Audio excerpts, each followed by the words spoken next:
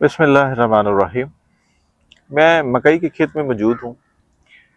District Bahawalpur से मोहम्मद अब्बास मुखातिब हूँ और मेरे तो आज हम ये डिस्कस करेंगे कि अगर तो आप मकई के बाद गंदम लगाना चाहते हैं तो आप इस मकई का क्या करें, और अगर आप मकई के बाद सनफ्लावर लगाना चाहते हैं या अगली मकई लगाना चाहते हैं तो फिर आपको ये कब हार्वेस्ट करनी चाहिए। अगर आपका फैसला है गंदम का तो ये एक बड़ा बेहतरीन टाइम है, आप फौरन इस मकई की हार्वेस्टिंग करें। चूंकि जैसे ही मकई आपकी 90 से 100 दिन की होती है तो वो आप उसको हार्वेस्ट कर सकते हैं। वो तकरीबन जो है अपनी फिजियोलॉजिकल जो मैच्योरिटी है वो मुकम्मल उस स्टेज पे आ चुकी होती है, आप उसे हार्वेस्ट कर सकते हैं।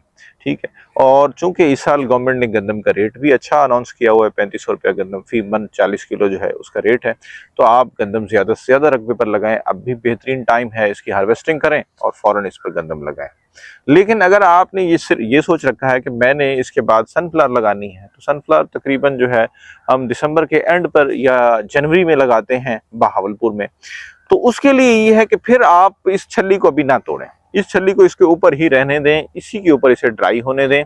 अगर आप इसको इस वक्त तोड़ेंगे तो फिर आपको कहीं ये रखनी पड़ेगी। फिर होना ये है कि चूंकि हमारे यहाँ दिसंबर में फोग शुरू हो जाता है, धुंध शुरू हो जाता है, साथ साथ बारिश की पेशगोई भी है, तो फिर आपको इसको स्टोर करना मुश्किल हो जाएगा। तो इससे बेहतर यही है कि ये पौधे के ऊपर इसकी छली रहने दें।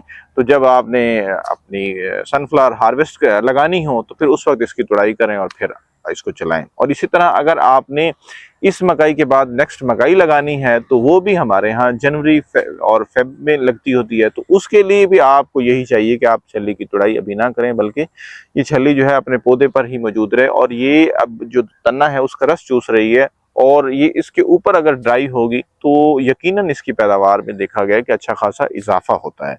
लिहाजा आप जो फैसला साजी है, अपना जो फैसला है उसको आप अपनी अगली जो क्रॉप है उससे आपको रिलेट करें, तो आप यकीनन फ़ायदा ले सकते हैं। शुक्रिया।